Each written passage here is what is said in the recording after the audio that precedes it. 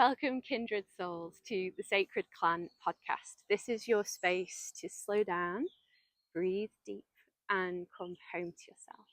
I'm Ciara. I'm honoured to be part of Sacred Clan, which you'll know as a brand, but as we've all experienced, it's so much more than that. It's a living, breathing community rooted in reverence for nature, divine energy of the feminine, and the ancient threads that weave us back to our intuition and inner magic. With me are three faces you will definitely know. This is Ciara of Ciara's Wild Island, Fairy, who you'll know as Fern, who you'll know as Fairy Fern, and we have Vanessa of the Song of the Swan, who is our guest today, our special guest for our first episode. It's so lovely to have you here, to be collaborating with you again. And the first thing I really want to ask you all is if you could share with us a simple but soulful moment. Where in nature, where in the world do you feel most at home? Where do you come home to yourself, and where do you feel that peace? What are your thoughts, Ciara? Where do you feel that? So for me, it is on the Isle of Man and in the hills. There's a hill here called Carrigan, which looks out towards the south of the island. And if you catch it in the right light, the light is golden and beautiful. Um, and yeah, just sat there and just watching the sunset, I guess. It's just beautiful. That sounds gorgeous. I think we Yeah. all want to come with you. Yeah, When's the I like next being in trip? the hills. I'm an in the hills kind of Hills gal, gal. hills Yeah. gal. How Yeah. about you, Vanessa? Where are you most at home? I think when I hear that, I'm taken back to a place near where I grew up, back in Australia. Behind my house, there was this little creek with a forest, and I used to play there as a child, and that was my happy place. And going back to it when I was older, I still felt that same connection and that same joy that it brought me when I was a kid, and it feels like coming home to myself, which is a special feeling. So I think that for me. That's beautiful. Thank you so much. How about you, Fern? Um, I've been quite lucky enough to see a fair few countries in the world, but I would have to say my heart belongs to the Isle of Man, Thalty Will, absolutely. I was grew up well, there was a lot of gatherings, a lot of festivals that happened around there when I was a child, and I think it just stuck with me. And I was lucky enough to live there for 5 years as well, and I was married there as well. So it's just a very, very special place. So yeah, home to my heartbeat, as I like to call it. So Beautiful. yeah. Thanks so much for sharing those. And it's a lovely thing to think about as well. Where does my soul feel at home? Lovely thing to reflect on, I think. We're all super fans. I'm afraid me and everyone listening follows everything you do, and we love seeing your content. All of you are so inspiring. I'm very aware that what you do is very special, and it takes a lot of courage as well. You put yourselves in vulnerable situations which so many of us would feel really intimidated by, and I'm just curious about that first photo shoot. What inspired you to start self-portraiture, and what was that first photo shoot like? That first time you pressed the shutter, what did you have to talk yourself into? What fears did you have to overcome?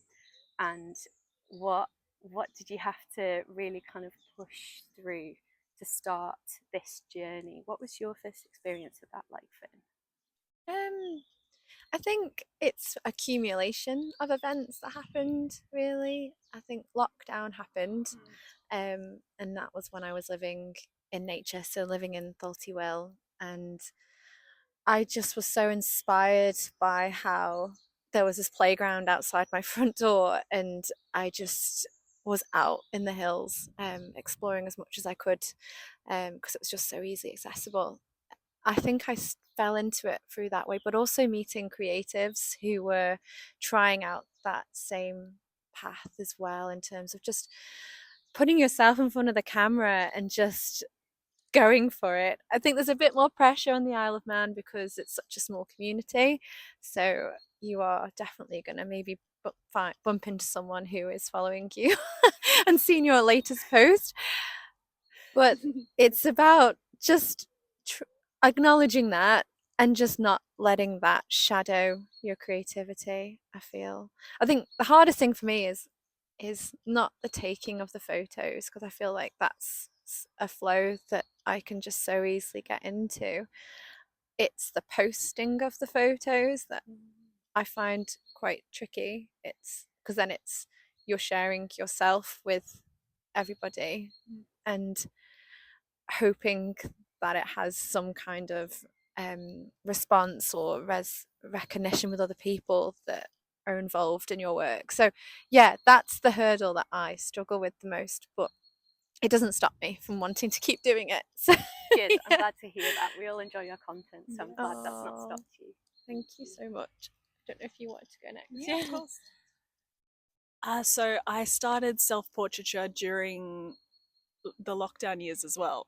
For me, it was, so we're obviously not able to live life the way that we were previously, and I found myself needing some kind of outlet. And I've always been very creative, and I've always loved photography and visual imagery, but up until then I'd never been in the photos, and I remember thinking, like, how can I create something artful and meaningful on my own? And that was the first challenge. And I remember like getting a tripod and my camera, and then I thought, I don't just want it to be like photos of me, I want it to feel like there's emotion or a story to it, that there's something deeper. And I remember going out for the first time, ironically, to the place that I told you about, which was my happy place. That was the place I chose to do my first photo shoot. And I remember having no idea what I was really doing. But after 10 or 15 minutes, I remember just getting into this flow, and I felt so peaceful and so at home. And I think the challenge for me, I think, and the most rewarding thing about self portraiture has been it's allowed me to kind of connect to myself in a different way. And I think it's helped with self love, and in a way that nothing else really has before. And I think that seems to be a common thread amongst most people that do it. And seeing other people grow through it has been like a really special experience, like you two. Yeah. Thank you. Thanks so much for sharing that. I think it was also lockdown for me. Wow. Yeah, a lot of things. Yes. Yeah, Really creative time for yeah. people. Yeah. I think a lot of things changed in my life then. I had a very corporate job. I was working in an office, and I got made redundant from that. I got a little bit of cash from that. So I thought, I want to invest that in me and something that like I want to do. My God, I tried. I wasn't. I was like at a total crisis. I didn't know who I was. I don't think. So um, at first I thought sports because my degree's in sports science. So I thought, oh, I'll become a personal trainer and I'll do some sports massage. And we live in a day and age that in order to do that, you need to create content and put it out there. So I started creating quite sporty focused content for that. I had like a running blog as well, but quickly like fell out of love with running. I don't think I ever loved it. I think I've always been a lot more creative at heart, but I've never had at school. I felt like I was never creative in the right way. So like people kind of push you down paths that you're not necessarily meant for. And then actually, I think it was people like you on Instagram. I saw that people were creating like beautiful portraiture. There was like a whole community of people doing it. And a lot of it was done in Scotland and Iceland and places like that. And I was like, oh my God, like this type of portraiture would look absolutely amazing on the Isle of Man. Um, so I kind of then decided, because I was just doing content off my phone at that point for the sporting kind of stuff, and I thought, I'm going to get a camera. So I invested in my first camera, and then tripod and took it out, and the images were not great. And there was a lot, because I've never done anything like that. The learning curve was massive, and I still feel like I'm learning a lot even now. No, but you do, like, I definitely, it feels, going out and doing that, it feels like I'm telling the stories more me than it ever has been. So it just feels right. Yeah, That's gorgeous. it's been a journey. Yeah, all of you have referred to self-portraiture as a healing art of sorts, that journey you go on. What difference can you see in yourself now compared to when you first started your self-portraiture? How is it a different experience for you? Are you doing things that you never thought you would? Are you finding more things comfortable than you thought you I would? guess meeting people like Vanessa and Fern, like, you learn so much from people like you guys. Like, yeah, I think the more you go out there and do it, you're just constantly evolving and getting closer to, like, you're like, oh, that shoot, that definitely felt like me and my core, and I'm so proud of that. And, like, to begin with, in the early days, I'm not proud of some of the stuff, but I feel like it's a process. You've got to put that out there in order to get better. And so I guess that's, like, how you said you had that block about putting stuff out there. I just think that even if no one likes it, just by putting it out there, you're then moving on to the next stage, and you're just going to get better through just doing it and putting stuff out there. So It's a win for you, I think. yeah, a win for you for sure. Yeah. How about you, Vanessa? What do you see in yourself now that's grown because of I the think self-portraiture? definitely my relationship with myself is much healthier because it's been so healing for me in so many ways. Yeah, I think when I was younger, I used to be very critical of myself in every way. And a part of growing older and investing time in things that make me happy and make me feel the way that I want to feel has been very transformative for me in every way, actually. I feel like I was such a different person before I started this, and I'm much happier with, or more comfortable with, who I am, I think, which is a lifelong journey, but it's so important.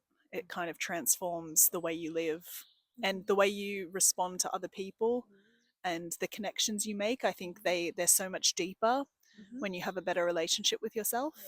Yeah. And Fern, you shared how intimidating you found the process of sharing what you created, because you have described it as an introvert sort of interest. It's self-portraiture is just you. You're on your own, and so sharing it, I can understand why that would be a bigger challenge in a way. But have you become more comfortable with that? Have you found ways through that make it easier?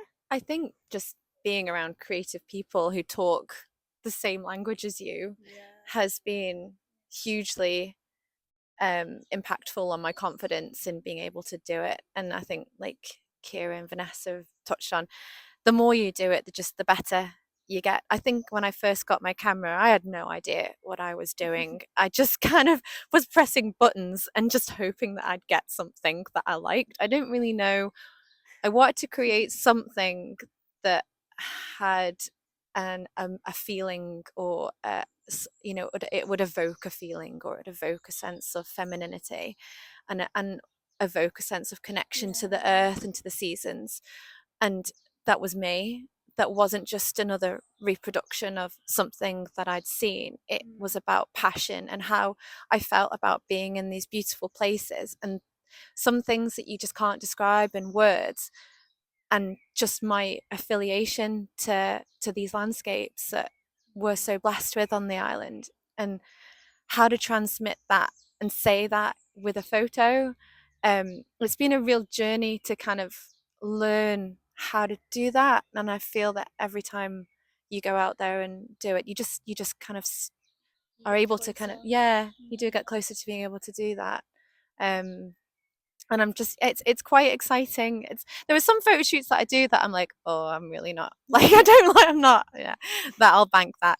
But other ones that you do that I'm just like, I cannot believe that I we have made this. Like, that's me. Like, that's just some of the stuff that we've done. I just can't believe I'm making the same style photo that of the photos that I used to obsess over.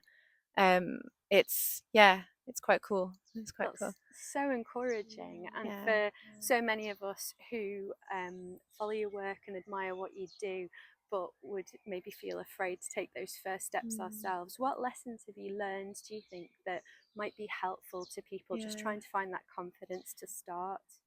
I think there's I can only share my story, I guess, and for me a massive catalyst was just being around people, local people who were experimenting with it as well, were experimenting with self-portraiture, and almost getting me out of my head, getting me out of the fears of it and challenging those fears and packaging them up and presenting me with them. And I think that's been really helpful, just being around other women as well, and sisterhood and connections who maybe see the same landscape through the same eyes that you see it as well.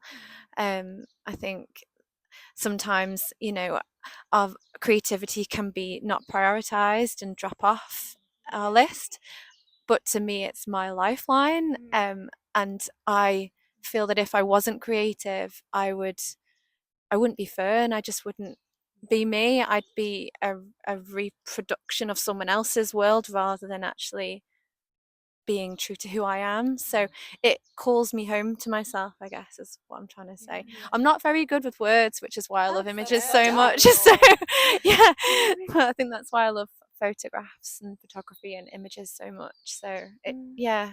I remember looking at photographs in Vogue and think when I was a kid and being like, oh my gosh, they're so beautiful. And I used to cut them out and like stick them up on walls and and they were photographs of women in nature, just it's that sense of connection to the earth and connection to themselves. And I was like, that is so powerful. That image is so powerful and so beautiful. It's like a painting. Like, and I used to just look at them. I'd just stare at them because I was just obsessed with the aesthetic or the feeling that it evoked. So it's quite special to be able to create something like that. So yeah. Thank you. You That's say you're not okay. very good with words, and I appreciate that there are other media you might feel more No, comfortable with, it's but great. that was beautifully put. Yes, Thanks so so much for great. sharing. Thanks, Yeah. girls. Vanessa, what do you think you've learned? That was beautifully put. I think what I would add to that is don't be afraid to fail, because we all fail. yeah. Like everyone that I speak to who's in this realm, so to speak, says the same thing. They produce things that they're not happy with, that they think is a fail. And this happens all the time. It's not a case of if I do it this many times, I'm going to be so good that I'll never fail again. You're constantly learning, you're constantly making mistakes, and I think that's part of the beauty of it as well. So allowing yourself the grace to make mistakes and learn from them. And you don't have to be perfect, because you might go on Instagram and have a look at what other people are doing and you might think my work's never going to be that good, but you're always your own worst critic. And other people will always see the beauty and the poetry in what you're doing far more than you will. So allowing yourself a bit of grace in that, I think, is really important, because once you do that, your creativity and your voice through portraiture skyrockets from my experience. Yeah. Thank you. Thanks so much. I think Vanessa put that perfectly. I think just don't worry about failing and just start. I think because why not? If you've got that urge to do it and you're thinking about doing it, you'll only regret not giving it a go. So I think, yeah, just go for it. What other people think. Exactly. Yeah, don't care about what Yeah. people think. And that's difficult. It really is. Yeah. I struggled with that at the beginning. Sorry. Yeah, of course. If you can hear me. I struggled with that at the beginning, and I think everyone I've spoken to has as well. But not caring what people think, learning to put that aside and know that you're doing something for yourself, and all the benefits and rewards that it can give to your life and the connections you can make from it is so worth pursuing. Yeah. I hear you. Sorry. No, thank you, thank you. I feel like this is life advice for all of us as well. It's great, it's so quite much healing. more than about the photography and portraiture. Here on the Isle of Man, we celebrate Le Bolden, which is Beltane, and I just wanted to ask before we all go and frolic in the trees, would you tell us what your Beltane wish is? One of the ceremonies on the Isle of Man that we'll be part of this weekend is putting your wish onto a sacred tree that goes in the fire. So you send it out into the universe. What's your wish for this year, this summer, up to the time that we welcome summer back again next year? To just be given the time to go out and create what I love. Yeah, more time doing what I love, because recently it's been busy and I think I've sacrificed a lot of time to go out and do self-portraiture and so yeah, I am wishing for a bit more time to myself. Well, I hope your wish is granted. Thank you. How about you, Vanessa? What are you wishing for this year? I think I hope that I can let go of the fear of how things might play out and just allow myself to open up to the opportunities and the potential of things that might come my way. Yeah, letting go of the anxiety of the unknown and leaning into it. Leaning in. Nice. I don't know how to answer this. It can be anything. I was rattling through a few things as you girls are talking. I guess I just wish I just want to choose a happy, healthy life. I just want to be happy and healthy and just surrender the fear of failure, of perfectionism, and I think of maybe getting older as women as well. I think there's a fear of aging, and that's just so silly because that's what happens as a human. So yeah, so there's that as well, and just I think there's something so fleeting about life. It just happens so fast, and there's this thing in me that just wants to see it all, and knowing that I can't. So there's that as well. So yeah, but happy, healthy, I think, overarch all of those ones. Yeah. I guess it's similar to leaning in. Yeah. Leaning in. Leaning in and just Yeah. enjoying it. Yeah, leaning in and being present. Yeah. And more time Being And present. being present, that's a Being really good one. present Live more in the present. in the moment rather than thinking, What's going to happen. yeah. Oh, I think that's a good wish for all of us. And what a lovely note to end on as well. Yeah, we wish you all of these lovely things as well. Thanks so much for joining us for the Sacred Clan podcast.